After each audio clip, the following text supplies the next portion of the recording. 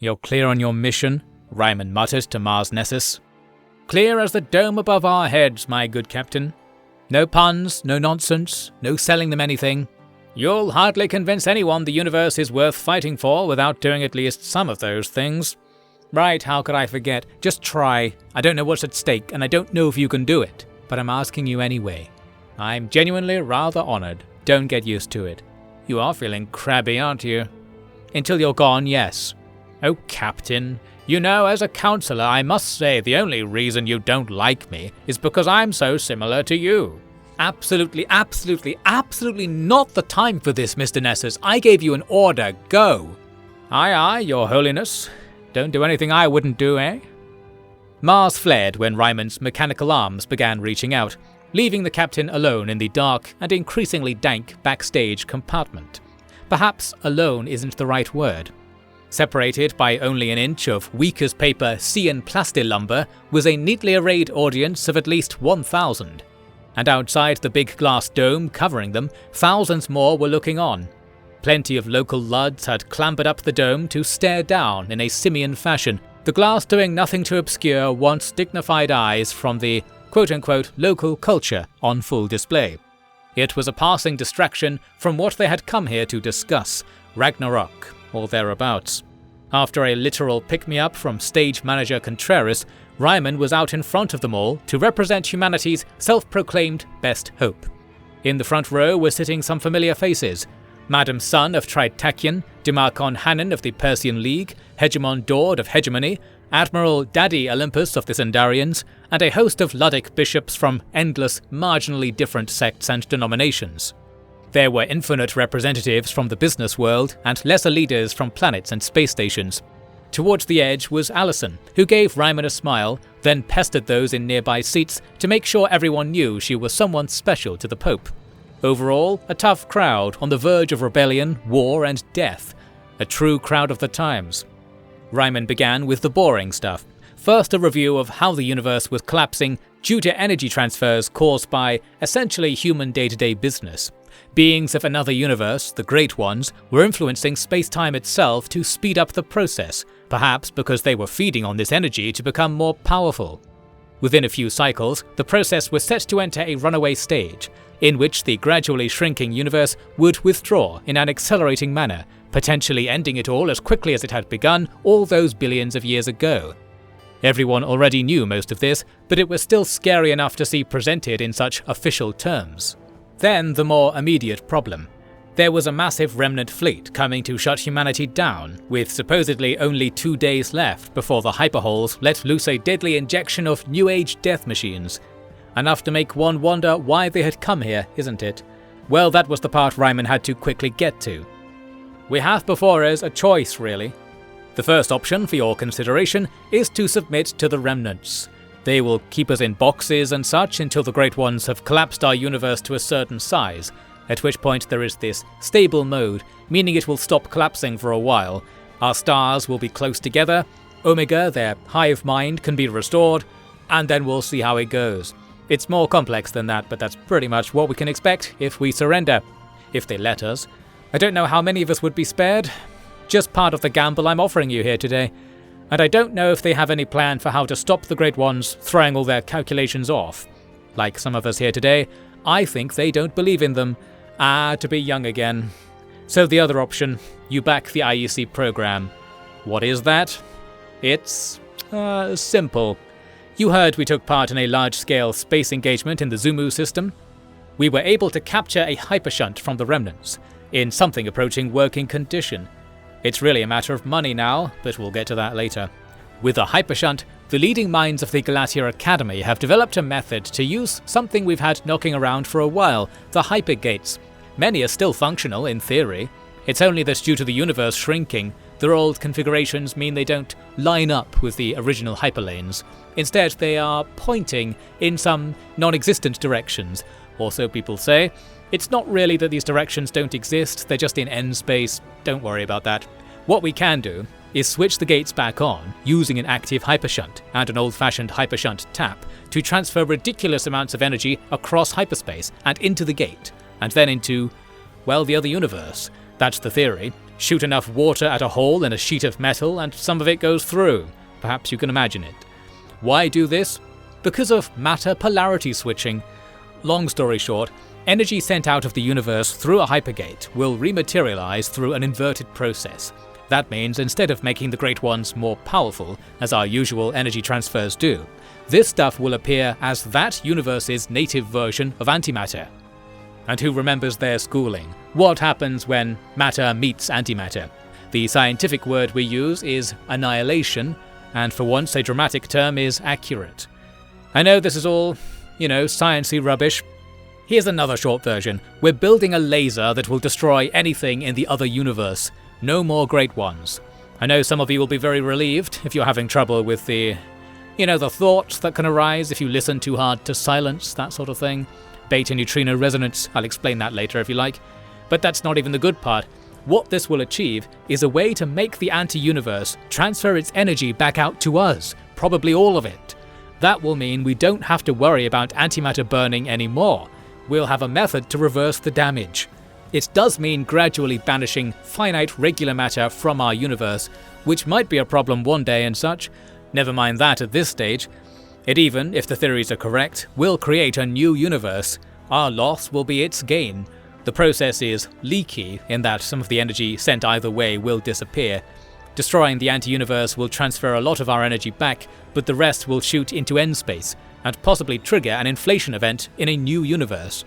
Whether it will be an anti-universe to us, or a sister, or a child, or something else, there's work to be done there, eh? Work to be done indeed. And that, leaders of Perseus, is where you come in. What we need is money, resources, workers, and military might, all of it. No use stir-frying words. I'm asking you to surrender to the machines, or surrender to us. If you don't choose, you'll be killed, one way or another, so I do advise making an active decision here. So much for the trolley problem. Here's the big one. I hope you'll take the more optimistic path, but also I don't especially want to insist salvation upon you. Leave today and be apart from humanity, yet in control of your destiny, or stay and go wherever we're taking you, be it to death or to another universe. I understand I meant to convince you to side with me, but if I were you, I don't know what words would convince me. Therefore, I've given you the full spread, plain and simple, and shall leave you free to eat from this buffet of terrifying fates. Tens of thousands of people have died under my command, and I actively plan to increase that number. My single claim to virtue is that I've spoken only the truth, and did you the honour of letting you know how much worse the alternatives might get. Hang on for dear life with me, or drop into the misty abyss. I heard rumour we can spin a rope from our hair and let ourselves down safely. Just follow my orders. Yes, yes. Contreras managed Ryman off the stage at this point. Everything that had needed to be said had been delivered, and then some. The madman's choice had been dropped into the sea of 1,000 whispers, and the tide rose to a churn of hope and despair that swirled around the dome, laundering minds in a way that was both unpredictable, yet also left no room for anything but two responses: believe him or don't. Another way of putting it, fear the end or believe in finding your own way. The ultimate call to action for the afternoon was to bring your best fisticuffs to orbit over the planet and prepare for the fight of a universal lifetime. Not much more could be said due to information security, but as you might have guessed, the IEC had calculated that a route to victory did exist in this seemingly one-sided war. That such a route existed was left to be speculated by the crowd, interrupted only by Titanian delivering a slideshow of military information on the remnant tesseracts. After a while, Baird departed the scrum to visit Ryman backstage. She found him sitting on a ragged old chair, with Contreras standing over him like a boxer and coach. "Your boys are in position?" Baird first asked. "The boys, yes. We've got hundreds of them from the local churches," Ryman said, raising his face from the palms of his hands. "And Ra is out there?" "Yes, he was the first volunteer." "What a wonderful young man he's become." "What? I guess, he's his own man. He can take on suicide missions if he wants. By Lud et al., I'm a veritable suicide mission salesman at this stage." "He'll be fine. And I hear Allison is progressing nicely too." "Progressing? I don't even know. She's up to something. She wants to reformulate our plan, but I doubt you'd like that." "I have a personal interest in the matter." "You want to save the Great Ones too?" I want to see her prove to herself that she really can do things when she puts her mind to it. Provost Baird, humankind has been trying and failing to prove that to themselves since the very beginning, because no matter what you achieve, there will always be more hypothetical achievements available, and your mind will happily ignore what you've done to goad you into exploring the miserable realm of what you failed to do. As Enrico would say, that's just evolution for you. We're not alive for our own sakes, thanks to all that nonsense. It's always fun to be a fleshy. My, have the Great Ones been getting to you, Pope Ryman? The Great Ones have no influence over our valiant and steadfast leader, Contreras recited. I believe it with all my heart, the muscle and the metal both. I'll go see if Allison is in brighter spirits. Wait, Ryman said, standing up all of a sudden. Out there, what are they saying? Are we on? Tell me quickly. We are on with or without them, Pope Ryman. That's what we decided, isn't it? Yes, all right then. Glad we put on the whole show for nothing. Nothing? I wouldn't say that, a new voice interjected. Into the darkness of the backstage nook came Admiral Olympus of the Sindarian Diktat. Anahita, he then said. Mr. Olympus, Baird said, looking right at the ground, then taking her leave without listening to the Admiral's protestations.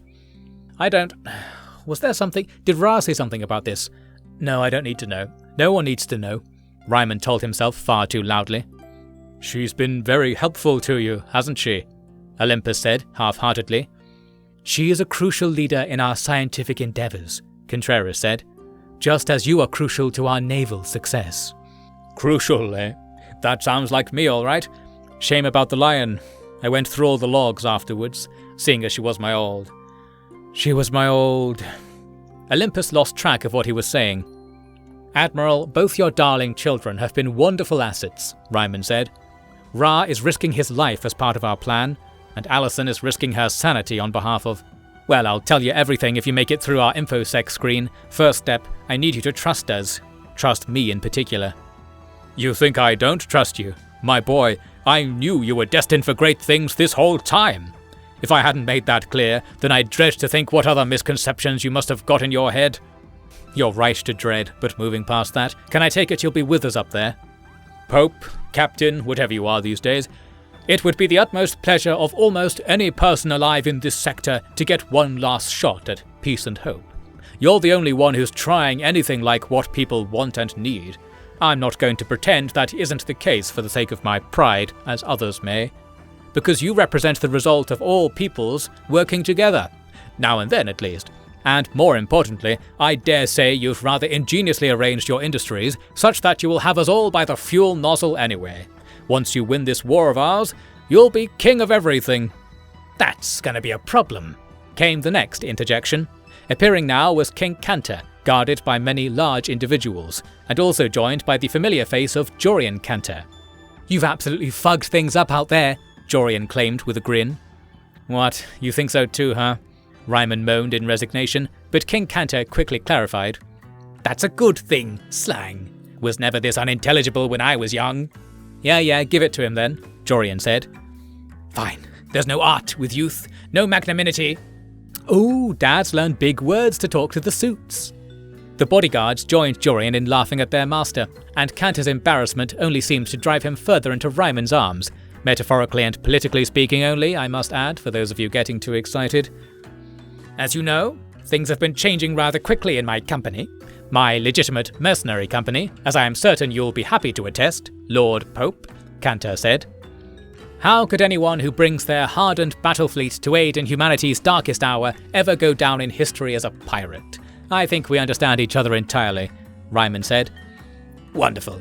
I always knew it. If you recruit a bunch of criminals to run the highest government in the galaxy, things run smoothly. Dad, you said you were going to stop calling us criminals, Jorian complained. I know, it was a figure of speech, Jorian. I keep telling you about figures of speech. He doesn't understand, this boy. We're criminals in the same way that the other leaders are criminals, meaning we're perfectly upstanding and respectable, really. And your professor's going to make sure the history books say as much, so don't you worry. The Cantor clan got rich saving the universe, just like the IEC.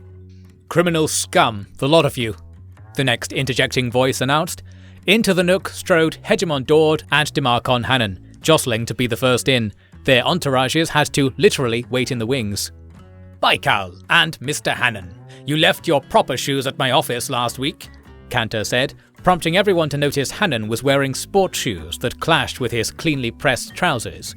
Admiral Olympus inquired as to their brand with genuine interest, and Jorian was quick to explain how these strunners were extremely expensive and overall world-changing shoes with myriad qualities, which made Hannon nice and smug. Then the topic changed to the final battle to save the universe. My offer stands, Pope Ryman, Dord said. We'll fight for the restoration of order, and we'll fight to prevent those machines wiping human authority clean out. However, what we shan't do is fight for you, or anyone else here for that matter. I expected nothing more, Hegemon, Ryman said. It so happens that we'll all benefit from your efforts, but nor can I promise you'll conquer the sector with this battle, as I'm sure the Demarchon will attest. I will attest that until the day I die, be that today or 1,000 years hence, Hannon said, striking a shoe-central pose as he did. We're here because order under the domain and order under whatever mad prison the machines are concocting are two foul-smelling dishes that the people of Perseus will never willingly consume. Then it is death. You have chosen death, Dord jabbed. So you and your ilk have always said, yet here we are, alive and outnumbering you. At the cost of a future for humanity, you draw down a debt you cannot pay. And we thought you knew about this and just didn't care, to think you simply didn't know how stupid your movement really was. Not half a brain between the lot of you. That's where we come in, Contreras interrupted. We've done all the thinking for both of you. Mummy and Daddy are here to clean up your mess. And make no mistake, a clean floor is what the people want above anything you're bickering about today. This is what I warned everyone about, Hannon said. These IEC bureaucrats are fancying themselves galactic rulers, and here they are asking us to join their army. You are permitted to decline. It is only that you will die alone if you don't join us, Contreras shrugged. Ah, that's the spirit, Admiral Olympus said with a chuckle. Be an awful shame for us outcasts and freelancers to save the universe. We might even end up, on top, King Cantor added with a mocking wink. I will do my duty despite you, never because of you, but ultimately for you, Dord said, taking his leave with a stomp of his boots. This really is quite ridiculous, Hannon muttered. He looked around. Jorian gave him an expectant raised eyebrow. Yes, we'll save your precious universe, he then conceded. History shall smile on us, I wager, Olympus said. Never any room in the history books for smiles. You'd think a Sandarian would know that, Hannon ranted as he shuffled out, shoes glimmering as the lights outside returned to the shadowy nook. So that's that. What was that exactly? Ryman said. That was your promotion to Grand Admiral of all humanity, Mr. Ryman, Olympus said. I know Madame Sun is on your side already, and the Church, well, their commitment to resisting the end times is varied, but I'd happily wager all the warriors you could muster are already here. This is it. Everything is in place, and we've our best possible chance. I'm, proud of you. I always saw something in you. Ryman looked between the smiling faces of Olympus and Contreras. Yeah, let's give it a go then. Might as well, he said quietly. But actually, there are more warriors we've been banking on. If we're going ahead, then now's the time to break a long silence. And Zobei, will you contact Mr. Nessus and tell him to commence the final stage of his mission? Broadcast to all targets. Anyone and everyone. This is all humanity's fight. As you wish, Pope Ryman. Let us hope our coordinates are correct. I am concerned that this wasn't a part of our fully costed plan. And as a secondary contention, the new information leaks at the center of your gambit could all be a machine ruse. I know, but even if we don't know anything one way or the other, I say let's have a little trust in humanity, in all its forms. From here on, preparations were made to finally assemble the largest fleet the sector had seen since the original human-machine wars of 200 cycles ago. The Holy See was practically evacuated that evening, with civilians either sent off to the depths of the system or into the depths of the below-ground mud mansions the IEC had been digging out recently. If worst came to worst, they didn't want to make the Remnant's job any easier. And worst was booking its way to worst at that very moment. Out in orbit, aboard the half-empty shell of the rapidly reconstituted Gargandua, a message appeared on Allison's screen. From the hyper-relay team, she said. Contreras bounded over. Is it him? Contreras asked, pretty much displacing Allison onto the floor. Hey, there's time to read it politely, Zuzu. Contreras shot Allison a glare. No, there isn't. It's beginning. Earlier than expected. Captain! Captain! Contreras sped off again. Allison climbed back into her chair and took a closer look. The message was a leaked string of orders sent to all components of the remnant fleet. Orders to begin the culling and capture of humanity. Attached was an apology. I couldn't delay them as long as I hoped, it read. Allison put her hand over her mouth, took a long blink, then slammed her hands into her desk and stood up. I won't let it end, she said. Good thinking, that, Titanian said from the back of the room. Right, I see, Mars mumbled as he read the message over Allison's shoulder. That's not going to be enough time for most of the... based on what they told me earlier. Good to see my efforts are wasted as always. Perhaps better to die before you know how futile your efforts are, eh? Oh, I amuse myself. Still, we've got our old plan, don't we? No plan survives contact with the enemy, Titanian claimed as he approached. But we'll work something out. That's what fighting's all about, ain't it? We can do it. I'll work out anything we need to work out. And so will Ra. I know it, Allison said. Yes, we'll have to place faith in him and everyone. Feels easier to do these days, doesn't it? Mars said. I had faith the whole time, Counselor. Ah, that's because you're a good person. An unusual thing. Doesn't really come up much in my line of work. False. There are many good people in this organization, Contreras said as she strode back in with Ryman in tow. Ryman took a look at the message, looked again at the clock on his head-mounted display, as he's been doing for the last several hours, then finally returned the looks everyone else was giving him. All right. Let's see if the good guys win, he said.